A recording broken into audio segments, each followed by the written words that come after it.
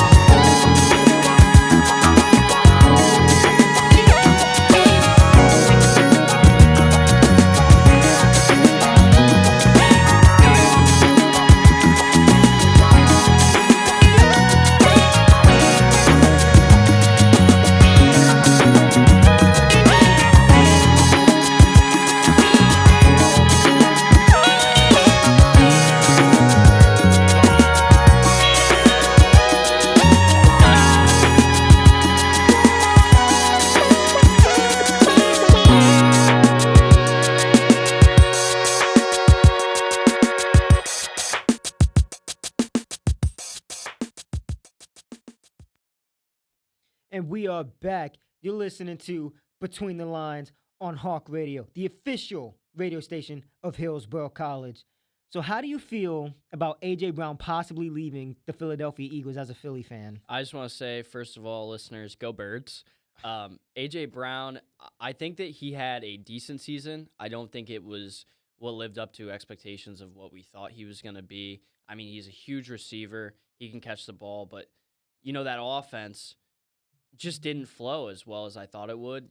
Defenses committed to Saquon Barkley, and AJ Brown ended up really frustrated. So I really don't see the possibility of him returning. I No, think that he's demanding a trade, and I think he's going to go to somewhere where they need a top receiver, and they will throw him the ball. I think it's more so has to deal with the fact that your offensive coordinator last year, Kevin Patullo, sucked. He was awful. He was unbalanced. He didn't know how to properly use Jalen Hurts.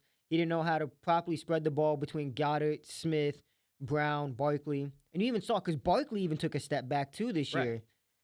And so last season, he had all his season totals were below average from what he had before. Yes, he had 1,000 yards. We had 1,003 yards. Right. He had 7 touchdowns, which was on par for what he's had since he's been with Philly. And then he had an average yards per catch of 12.9, all below season highs for him. So it's like the year before that, he had 1,078. And then the year before that, I think his first year, he had like 1,200 something yards first year in Philly.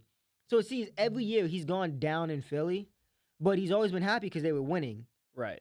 Last year, yeah, they were winning, but they were winning like Bad games. They It was were- like ugly games, man. And unfortunately, the biggest thing I think is he's a receiver that I could see as the Puka Nakua, right? That's catching 10 passes a game, but that's not how the offense flows for the Eagles. And with Saquon Barkley, I mean, you have that pure rusher, and you have Jalen Hurts who can scramble all the time. But Patullo, I don't even blame Patullo because Nick Sirianni put him in that spot, Well, and he has Patullo no was his experience in it. Patullo, from what I've heard, rumors, right? Yeah. This is hearsay, but apparently Patullo was Sirianni's friend. That's why he hired Right. him in the first place. So it's like, okay, first off, let's prioritize winning. You're coming off the Super Bowl. You've somehow been able to manage to bring a lot of those key players back, and yet you go and hire your friend, and you could see, okay, maybe first 3 games you give him some grace, give him some leash, but at the halfway point by the bye week, that's when you make the decision, dude. You're not a good OC. You're not benefiting this team whatsoever going forward. So I'd have taken play calling duties from him immediately. Yeah, right. And we brought in a bunch of acquisitions. That Yep. Dolphins pass rusher or linebacker. We I'm blanking on the name right now, but we brought in a bunch of acquisitions, Yeah. and we basically had the whole team back. So Mhm. I was thinking we're Super Bowl bound again by Everything, far. because on paper you guys were still the Philadelphia Eagles. Right. And then you're looking at, our loss against the San Fran 49ers that Yeah. was awful. I mean, if you watch that entire game back and you look Yo. at the play calling, it was just horrible Yeah. the entire game. Yep. And I know AJ Brown in that game did drop a couple passes, and people Well, were a little upset the thing about about that is how let's look at those catches he dropped. The one, he had to wrap around the defender to catch it for the Right. deep ball. One of them was just really bad. It was on him. But a lot of his were downfield, having to jump over a defender or wrap around the defender. 99% of the time, AJ Brown's probably going to come up with that. But the Right. 1% of the time they don't, everyone's losing their minds. He's still AJ Brown, a perennial 1,000-yard receiver at the end of the day. Right. So obviously, season's over. Next week, free agency starts. Right. So there's always speculation of who's going where. A lot of speculation is AJ Brown possibly going to New England Patriots. I think that is the worst news for Eagles fans That's around great the news for nation. me. I really do. I think that if he goes to the Patriots, Drake May has been unbelievable. And Oh, I've also yeah. been hearing that Alec Pierce is going there. So if you put Alec Pierce, who's a deep ball threat, with Drake May, who's a deep ball quarterback, and then you have AJ Brown Dude, in even the lethal. slot or like just Dude, as a could you route runner, a imagine big that? route runner. Could you imagine that receiving core? All right, so it would be, if this happens, it would be AJ Brown. You got Alec Pierce. You got Booty. Kayshawn Booty. You got Pop Douglas. You got Efton Chisholm, who you saw a couple plays last year was tearing it up when he got his chances. You got Trayvon Henderson in the backfield who can catch and run out of the backfield. Dude, that offense would be lethal, especially if they're able to secure up that left side of that offensive line. I know. And if you keep that defense too, I think that they're Oh, a yeah. better Seahawks, arguably. Dude, that'd be dangerous. That'd be Yeah. a dangerous receiving core. w- But the problem is what the Eagles are asking for. They're asking for a first and second round pick, is where a lot of people are drawn back on. I think they compared it to the Quinn and Williams Yeah, trade. yeah. And they want a package like Quinn and Williams, Yeah. which, I mean, he's a talent, right? I mean, he's always going to be that guy that can get you a catch in the clutch, or Oh just yeah. 5 or 6 receptions for 85 to 120 receiving yards. But are we going to get that? I don't know. But in the end, I think we have to trade him. I don't think he's happy. No. Jalen Hurts can't run through his progressions very well. No. I love the guy. He's done a lot of great for our organization. Well, a lot of that last year, I think, is because he was missing Lane Johnson and some key guys on the offensive line. So he's having to rush through his progressions. But it doesn't help that A.J. Brown's getting upset. Yeah, because A.J. Brown wasn't the only one who called him out in the media. No. Devontae Smith did it at one point. A.J. Brown did it. Saquon Barkley kind of did it. But now you're putting pressure on the quarterback. He's not able to go through his progressions very fast. And the offensive line is missing key players. So now it's like, you have the offensive coordinator putting them in a bad spot. You're missing key guys on the offensive line. You got players who are upset, so now he's trying to make them happy and overcompensate. It's just it was a bad situation all around for them. Yeah, and I just think that when you're looking at the offense standpoint as a whole, you look at Saquon's record-breaking year, the Super he had like Bowl year. 2,000-something yards. Something Well, like that. I mean, he might have been 50 behind yards short Derrick of the Henry. record. Yes, something like that. But there was a game where he could have got that and got pulled out and decided to let the backups do their thing. Yeah. But we were running it on second and third down, second, and third down. And as a receiver, with your kind of talent, I mean, Devontae Smith came out of Alabama. A.J. Brown's been in the league for a little bit. And has never had less than 1,000 yards, except for like one season. He's been proven, and you're not getting the ball. I mean, I'd be unhappy too. Yep. I want the ball. I want my salary to go up. Yeah. I just want to be that guy that Eagles fans look at and they're like, yeah, I'm coming to this game to watch A.J. Brown catch the football. And the thing about it was, he wasn't upset that he wasn't getting his touches. Yeah, every receiver wants his touches, but he explained it how, look, they're winning games, but they're relying on their defense to win games, and they're winning ugly. He doesn't want to continue to win ugly. He wants to play up to their potential and have the offense carry their weight of the team. When you look at it from that perspective, yeah, because you saw it going into the playoffs. I was rooting for the 49ers just because you could see on the writing on the wall the Eagles were overrated going into that game. Right.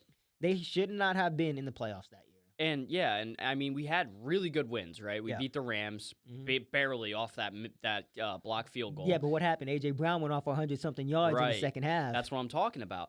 And we had some really good wins, and then you look at some really bad losses. I mean, we lost to the Giants by what? 15 plus, I think, that game. Something like that. It was ridiculous. The offense looked awful. Yep. A.J. Brown's frustrated. Jalen Hurts is yelling at Nick Sirianni. You saw that in the playoffs, too. Those two got into it. Yeah. And here's the thing. Sirianni ran down the sideline just to get in Brown's face. Right. So I just think he's out of there. Yeah. But the first and the second round pick, honestly, as a Patriots fan, I'd say do it because you got a great young core. You got a great young defense. And they just cut Stephon Diggs, unfortunately. But I think that clears up space for them to go and trade for an A.J. Brown because A.J. Brown's played for Mike Vrabel. He's gone on record saying he loves Mike Vrabel, and he's a Patriots fan.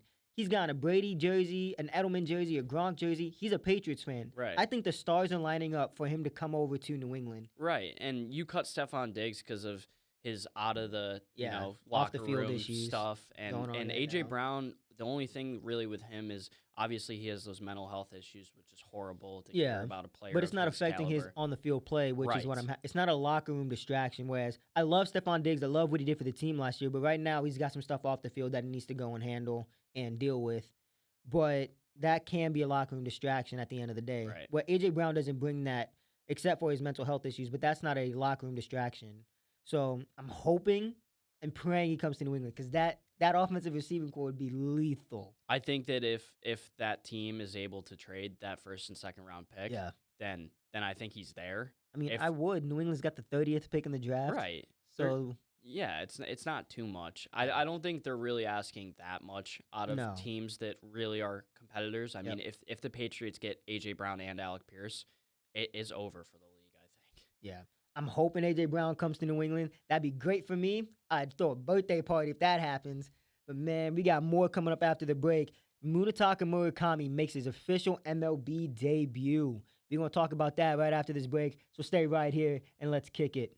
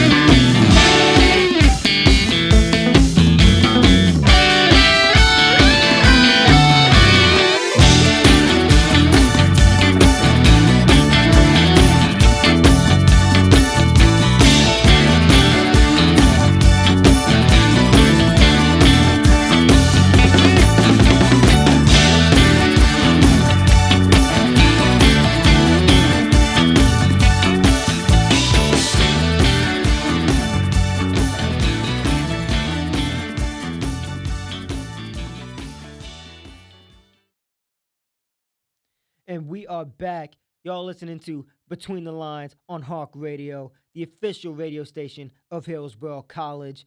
And now, coming to the MLB is the Babe Ruth of Higo, if I'm even saying the last part of that right. Munetaka Murakami officially makes his MLB debut. With all the expectations in, he was the number one prospect coming over from the NPB this year. For those who don't know what the NPB is, the Nippon Professional Baseball League over in Japan. The same place where you got Shohei Ohtani, Yoshinobu Yamamoto, Yu Darvish. He's this year's big guy coming over in free agency. Now, coming over, he had a lot of expectations put on him, a lot of critiques put on him as well. A lot of the big things people looked at him. Yes, he can hit the ball far, he can hit a ton of home runs, but a lot of the big critiques was his strikeout rate. His strikeout rate was higher than the average in the MLB. His swing and miss, his defense, he wasn't the best defender at third base and first base. But making his debut, he made his debut in spring training. Let me just read off some of the stats provided by the White Sox. He's had 13 at-bats, 385 batting average. He has 2 RBIs, which is runs batted in. He has a 923 OPS, which I believe, if I'm saying this correctly, able to hit with power, get on base with being able to hit with power. He's played 4 games. He's had 5 hits, 2 doubles, and he's had 5 strikeouts. Knowing that's his stats for spring training right now, what do you think his expectations are going forward? Do you think he's going to be able to live up to the expectations of being the Babe Ruth of Higo, or do you think he's going to fall short of what those expectations are? I think the expectations are too high right now. I really do. Like, if you look at Shohei Ohtani and what he's done for the league, he's been arguably the GOAT of baseball, right? But I think that the expectations of him being the next Babe Ruth are really hard in today's day and age. I mean, pitchers are throwing at over 100 miles an hour. Yeah. If his strikeout rate's high, you can kind of coach that, right? As a manager, Yeah. you can tell him to lay off every once in a while and try to get him to at least hit the ball a little more, even if it's a ground out or whatever. But the strikeout rate can be coached. Defense can be coached, but I think the expectations of Babe Ruth are a little high. Yeah. Especially coming into Major League Baseball. I mean, that's a whole different ballpark, man. Yeah. And I think that he'll be a great player. I don't think he'll be able to live up to these expectations. Yeah. And that's always the thing. When someone does something great over there, they want to automatically put a great legend next to him or a great name next to him from the league. And the name comes with what he's been able to do, right? In NPB, he's had 265 home runs, and he had in 1,003 games, 265 home runs. That's actually pretty good because you don't see a lot of Japanese players knocking it out of the park like that unless you're a Shohei Ohtani or Munetaka Murakami. But then in 2022, he set the NPB record for home runs with 56. So the name comes with justification of why, but that's over in Japan, where guys aren't hitting 102-mile-an-hour pitches unless you're a Roki Sasaki or a Shohei Ohtani. So coming over here, he's definitely going to have to learn to be a little bit more disciplined at the plate. And I think he will because it can be coached. Right. But you can't coach his exit velocity at 116.5 miles per hour. Like, I don't know if you can coach that. You can, no, that's why I'm saying his expectations are high because the stats that you can't coach are the ones that are amazing for him, right? He's hitting 116 and a half miles per hour on his exit velocity. That's being able to hit the ball, how fast the ball is coming off the bat once you hit it. His hard hit rate is 58.7%, which is the hardest, even harder than some MLB players. So the stats you can't teach, he's already great in. If you just have to teach him being better at third base and teaching him discipline at the plate, I'll take that all day. I kind of wish I could have seen him in college, hitting with a metal bat at 116 exit velocity. That'd be dangerous. Can you imagine? I don't even know what the over-under for home runs hit would be because that'd just be insane to watch. So, yeah, I would, and he's 25. That's the crazy thing. He's a year older than I am. But looking at that, it's like you give him time, and I'm happy he signed with the team he did. So he signed with the Chicago White Sox. It's not a big market team. It's a small market team, so he can sit there and learn. Signed a 2-year contract with them. I'm happy he didn't go to like a Dodgers or Mets or Yankees where a lot of people expected him to go. I'm happy he went to a small market team so he can sit there and learn, right? He can take his time, learn plate discipline, get all the rust out of it. But like you said, the expectations are high.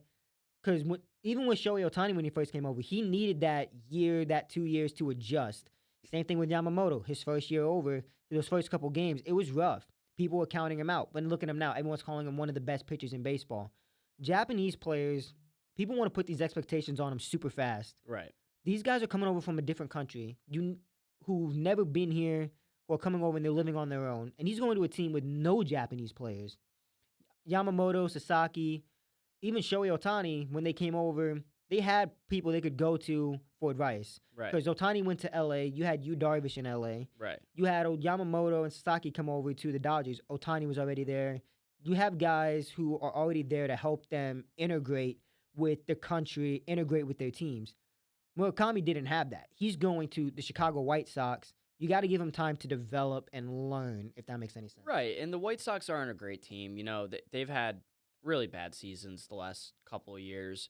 But I think that gives them the best opportunity to kind of just learn through failure and everything. Yeah. And going back on all our listeners who were here for last episode, you better hope the salary cap's implemented, because in 3 years, if he goes to the Dodgers as well, I don't think there is ever going to be another winner in the MLB other than that. No, Other than the LA I think Dodgers. I saw something too when he was coming over, and someone said at some point in the next 5 years, the Dodgers gonna have the whole Japanese WBC team by that point, Right. right? And that is, to your point. As much as I don't want a salary cap, that is one of the back draws, if I'm saying that right, the back draws to having a open market and just paying the salary tax, because he's gonna take those 2 years, develop, and if he gets even close to the expectations everyone has for him, you better watch out. Right. Because that dude's because he got a 2 year, and the contract numbers might be off. I think he got like a basic rookie contract, $200 million. The fact that that's a basic contract, $200 million contract, I'm pretty sure he's going to get north of $400 or $500 million if he's even close to the expectations people are setting for him. Well, I think that the expectation part is also scary. I mean, if you compare the MLB to like the NBA, right? Yeah. And you look at all these scouts, and they marked Anthony Bennett as the next like GOAT, right? He Yeah. was like the next LeBron James going to the Cavs and everything. He ended up being a bust. Yeah. So I think expectations is where players' legacies go to die, even if they're decent players, right? But if you can't live up to that hype, that mentally destroys a player, because then you're in the news and you're seeing yourself. I think that's a problem with sports in general, Yeah. because you see it in football all the time. You see it with, oh, he's going to be the next Tom Brady. He's going to be the next Peyton Manning, next Randy Moss, next Jerry Rice. And then when they're a bust or they don't live up to those expectations of, oh, he was nothing, he was this, he was that. You see it in the NBA with LeBron James, right? Oh, he's going to be the next LeBron. He's going to be the next Michael, next Kobe. It's like, no one's ever going to be the next version of those guys. Let them be who they are. Right. And let's see how they become in their own. Right? Stop comparing Then we can have them. that debate. Right. Stop comparing them when they're right coming in the league, because what that does is that destroys a player's confidence. Yeah. And once you destroy a player's confidence, they're never going to live up to those expectations, because they can't be who you thought they were, and now they're in their own head. Yeah. And getting back to Murakami, right? Coming over, because he is Japanese next biggest star is what everyone's painting him as. People now, they compare him to Babe Ruth, and then they compare him, oh, he's the next Shohei Ohtani. Those names, yes, when he first came over, you could probably say something like that or whatever, but those names carry weight now. You can't even compare him to Shohei Ohtani. No, because he doesn't Ohtani pitch. pitches Yeah. and is disgusting at pitching and is one of the best hitters in the league. He is the GOAT, and he will be the GOAT of by the all time time. he's done. In all time. Yeah. I don't think there's ever going to be a player like Shohei Ohtani ever again. No. And just starting to compare him at what, 22? Murakami's 25. Okay, he's a little older. If I'm not mistaken, because he came into the league when he was 23, I think. I want to say Shohei's probably in his late 20s, early 30s. Murakami's 26. Oh, okay. Yeah, so he's still pretty young, though. Oh, yeah. But, I mean, you can't start comparing him to the GOAT of baseball Especially in when his he's first just season in coming MLB. over. Like, Yeah. you can't do that. Yeah. And I think it's the expectations. They're putting names on these guys that carry so much weight. Like, as much as you don't like Barry Bonds or Mark McGwire or Jose Canseco? Yeah. Jeez. But you have to realize those names still carry a lot of weight. Barry Bonds is considered one of the greatest hitters of all time. Before even the steroids, you want to take it out. Dude still had 3 MVPs and was hitting regularly 50 home runs a season. But we're also in a different era. Exactly. If you look at Babe Ruth, I mean, he played in a completely different era. Michael Jordan played in a different era than LeBron. Steph Curry, after the three-point line was invented, like, he was the person who could shoot three-pointers. So you're living in a different era. You can't compare them to these legends of baseball. Exactly. Especially when they're just coming into the league, and now people are throwing faster than ever. They have exit velos faster than ever. It's harder to hit home runs. it's And then impossible to compare them. and then with the game now, everyone's teaching swing for the fences. So he has to understand that you don't always need to swing for the fences. Get on base, drive in runs, which I think he has a good mental aspect on that coming from Japan, because Japan and Korean baseball, all they play a lot of small ball, play a lot more chess. Whereas guys here, they hit for power. They're just trying to knock it out of the park. Right. So I think he has a good mindset on that. But understanding that, I think he needs to understand, don't look or don't listen to the outside noise. He needs to stay locked in and learn MLB style of ball, learn plate discipline, and develop as a player so he can go and get that 400, $500 million contract Right. going forward, because he has the potential. If you've ever seen Murakami play, that dude can hit. And when he hits and he makes contact, dude, there's no doubt he's going to be a great hitter if he can develop right. But I don't think it's fair to put these expectations on him at 26 years old, first time in an MLB, and his first time in the country. Right. I don't think it's fair. It, And then he has to step away now because he has to go to play in the WBC. right. So there's a portion of that where he's not going to be able to yes, he's going to practice, but he's not going to practice with his Chicago White Sox teammates. Right. And I mean, in spring training is a great guide for this, Yeah. but it's not the real MLB, right? No. I think the Phillies and Yankees just put up 20 runs in spring training. I Yep. mean, it's a different animal when you get into Yeah. the regular He season. won't. And you're playing what? Way over 100 Yeah, games. you're playing like 162 games, Yeah. not including playoffs. And so he's going to, unfortunately for him, yes, spring training is a great launching point for him. He can get his feet wet. He can feel out some of the starters, some of the backup stuff like that. But once he gets into the league and the season actually begins, I think is when he's going to finally start learning a lot Right. and start saying, okay, these guys are throwing this way. The brakes on the balls are a lot harder, or a lot farther. The speed on the ball is different. The spin rate on the ball is a lot more. I think that's when he's going to learn, and he's going to adjust and tweak like that. Because the same thing for Ohtani.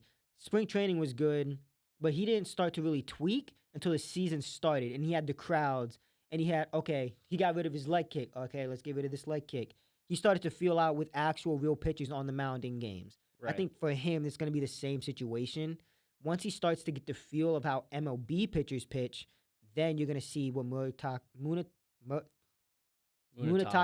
Murakami can do. Yes. I cannot speak today. So Munetaka Murakami made his MLB debut. I don't think it's fair to have these expectations on him so young in his MLB career, but I do think he's going to be a great hitter. You just got to give him time. Make sure you guys stay right here. Right after this break, we're going to have more coming up for you.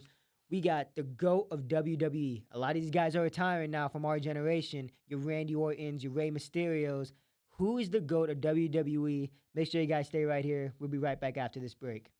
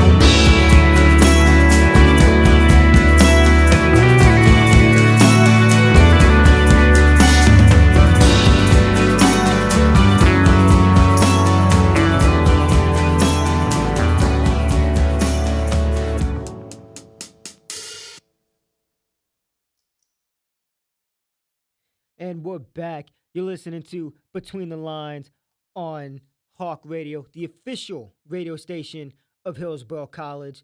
Greg, who's your favorite wrestler that you've ever watched on WWE? I'll be honest, this isn't my bread and butter, AJ, but so saying that I don't really watch WWE, the only person that I can think of is John Cena. Dude, John Cena, when you think about it, that dude's been wrestling for a little over 25 years because he debuted in like 2002. Right. I was 1 year old when that dude debuted.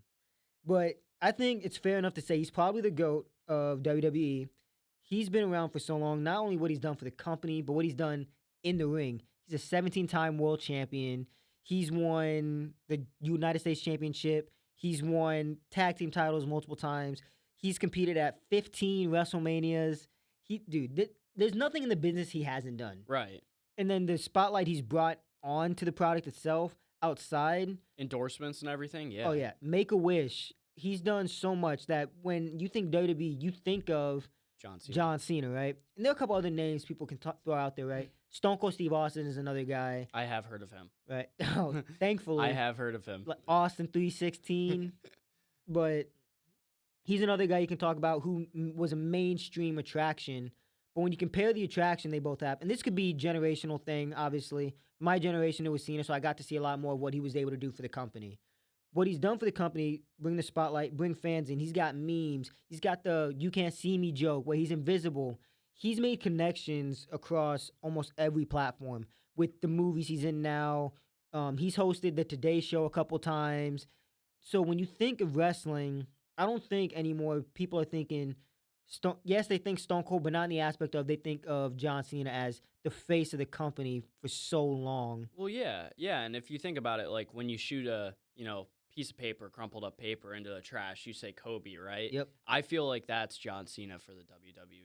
And I think so too, because when you think of, obviously when you think of wrestling, you think of Cena, the "you can't see me" thing, right? Nowadays, everybody's doing the "you can't see me." Someone did it in the WBC the other week. I think it was a Japanese player. Right.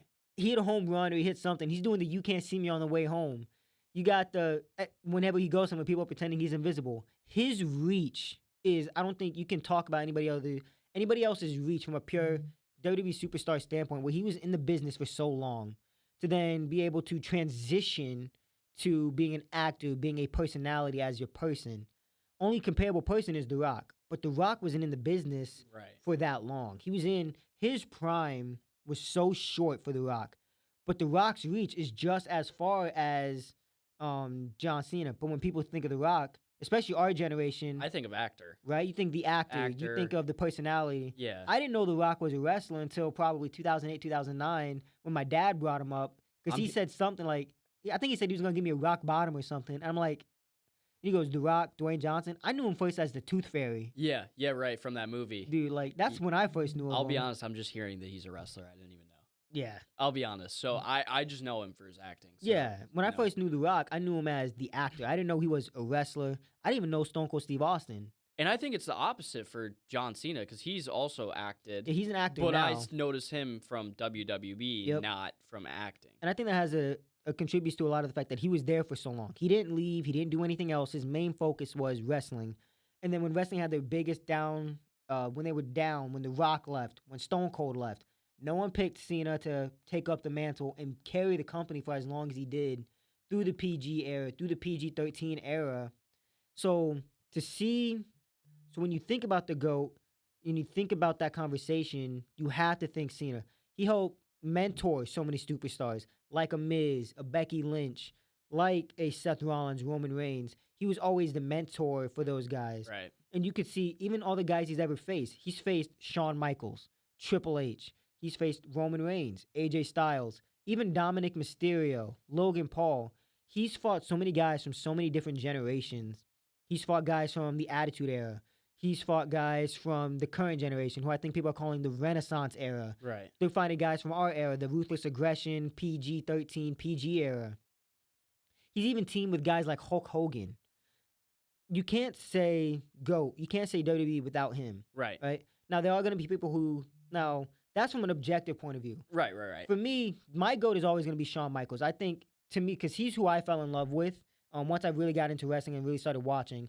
Because in the ring work, there's no one better than when you talk about in the ring work. When you talk about what personality and characters, right? Shawn Michaels had probably some of the best character work you saw as they developed, as he developed throughout the business.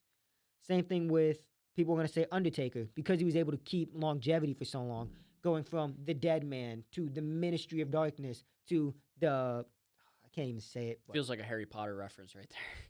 literally at one point he had the logo of Ministry of Darkness. It was like a cross kind of deal. Yeah. Then you talk about in the early 2000s where it was the I'm gonna say it badass Undertaker, American Badass, and then you had the Dead Man again, the Right. revitalization of this Dead Man character. But you see all these guys, people look at them, oh, they're their goat, they're that. Right. But when you look at it objectively, Shawn Michaels didn't have the reach of a John Cena. Shawn Michaels is known as the greatest in-ring performer, but you need more than that to be considered the greatest of all time. People look at The Rock, The Rock's personality, his mic skills. Undeniably, you can't touch The Rock on the mic. Only people who can probably touch the Rock on the mic is probably Cena, and you saw it when they feuded those two jabs back and forth. You can't really take that away from The Rock. But again, you have to be the great. I think you got to be good or great at everything. He was great on the mic. He was good in the ring, but his prime was so short. Right. So I don't think you can really say that for him. Same thing with Stone Cold. Stone Cold, great on the mic, great promos. He was great in the ring, but his prime was also really short because he had. Oh, I don't even want to mess this up. I'm pretty sure he had like a neck injury that Yes. at towards the end hindered his career, unfortunately. But when you look at all those things, you can't say and sit here and tell me John Cena isn't the GOAT at the end of the day. For what he's done for the business, what he's done for the industry, for how long he did it for before walking away. And even then, he truly hasn't walked away because he's still there all the time. He just finished his last year, which he called his farewell tour. And you got to see how much he gave back to the business. Now I have two questions for you, AJ. It's a two-parter, so I'll Yeah. ask you the first one. So how did you feel when he lost his last, let's call it, fight? So to me, I don't mind that he lost because it's a unwritten rule in the industry from what I've heard from like guys like Bret Hart, Ric Flair. When you're on your way out, you put the next guy over. Right. Now, how he lost is a different question. I don't think he should have lost by tapping out Right. because that's his whole slogan, never give up. Well, you just gave up. And I've listened to his reasoning, and his reasoning is like and it's going to seem kind of dark, but his reasoning was when you look at a guy on his deathbed and when they're finally at peace, you can see it. And for him, he's on his deathbed of his career, and he's at peace with how he's going out and how he's leaving. That's why he smiled and tapped out.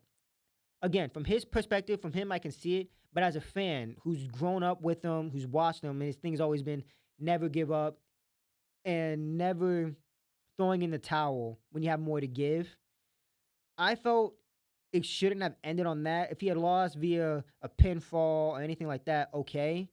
I think the tap out to me is a cop out, unfortunately. Now that brings me to my next question, and Okay. and this is a theory I have, but with all these guys like Mayweather, which we'll talk about later, Yeah. coming out of retirement technically and Yeah, fighting yeah. again, do you think John Cena comes back?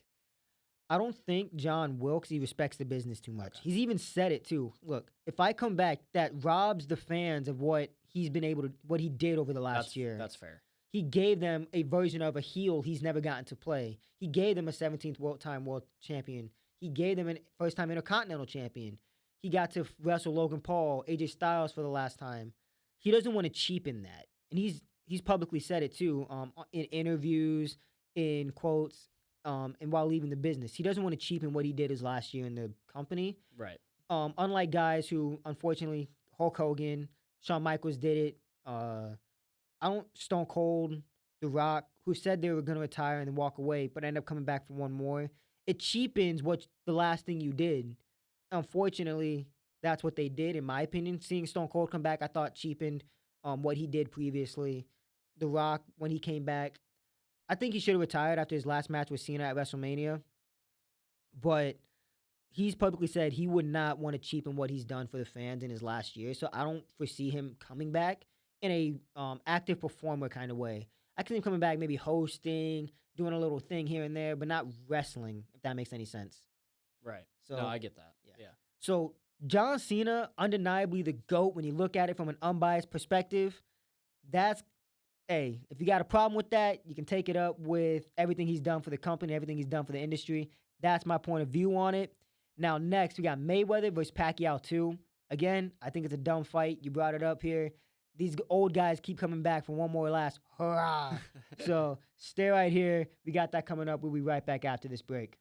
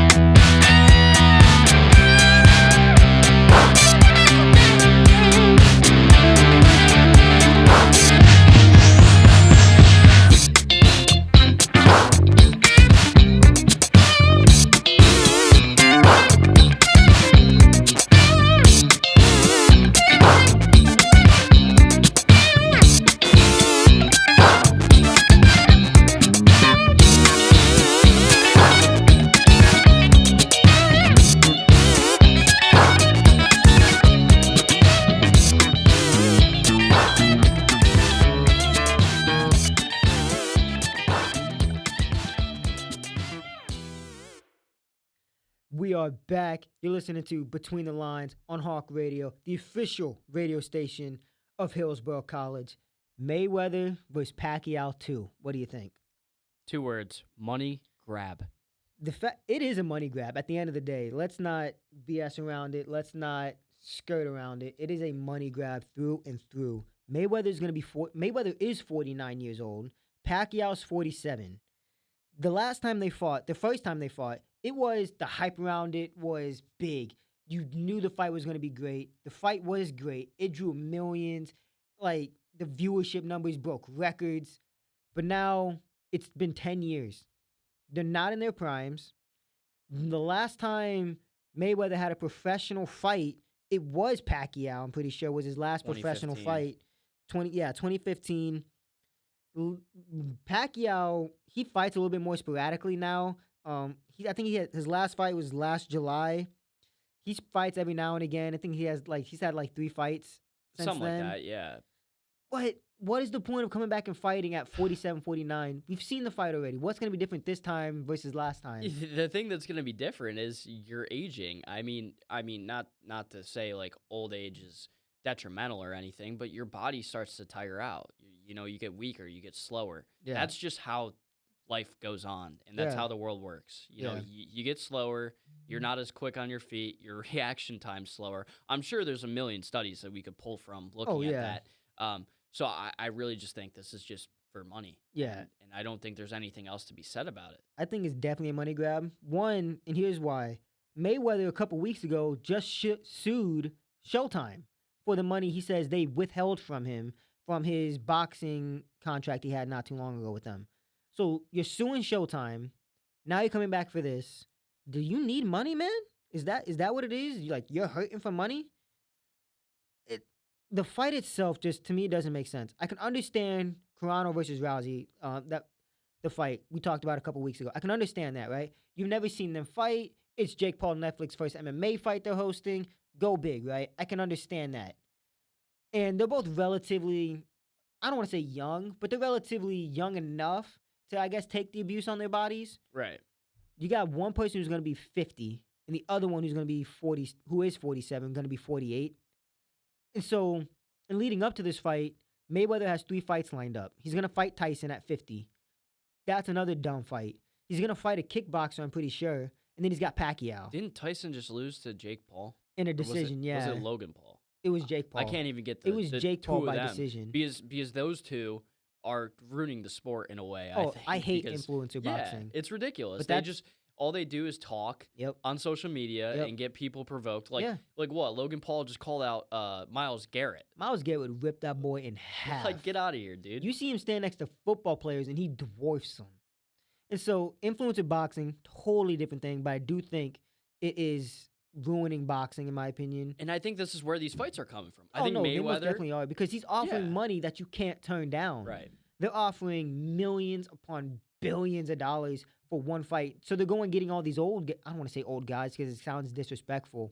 But you're seeing all these legends, these greats come and fight when you don't need to. Right. Like, why is Mike Tyson fighting? There's no need for Mike Tyson to fight. Right. He's already proven himself. Yeah. They've all proven themselves. Oh, at the highest level. And they don't need to prove themselves again at 49. Exactly. This fight isn't ultimately a money grab at the end of the day. But what I'm happy that it's a professional fight, not an exhibition. So being that it's a professional fight, I want to see an actual fight. Pacquiao Mayweather better bring their best in their A game. No excuses, no nothing. If it's not a professional fight and it turns into, the Jake Paul type of stuff where it seems scripted, right? Yeah. And someone's winning and it's already been proven. Yep. I just don't think that it's going to get a lot of viewership if it happens again. No. I think it is going to draw a lot of views because it is Mayweather Pacquiao too. But I think the hype, I think the expectations, everything's going to fall short of what everyone's expecting, of what the hype's going to be. Because two guys who shouldn't fight, don't need to fight, are going to go, what for? Money. Essentially, that's what it is. That's my opinion on it. I know that's your opinion on it. We'll see if it lives up to all the hype and attention it's getting right now. I don't think it will. But ultimately, that's where boxing is going nowadays. Right. So that's the sports world now. Everything's about the money. Baseball, it's about the money. Football, it's about the money. Boxing. There's so many things you can go with it. So we talked about some good stuff today. Obviously, WBC's coming. March Madness is coming, so stay tuned for that. Brackets should be released here soon if they haven't already been released. So, man, we got a great, great future ahead of us right now. Come back next week, same time, Thursday, 2 o'clock. We're going to step back between the lines. We're going to have some great conversations, some great discussions. That's been us for today, guys. Much peace, much love. We out.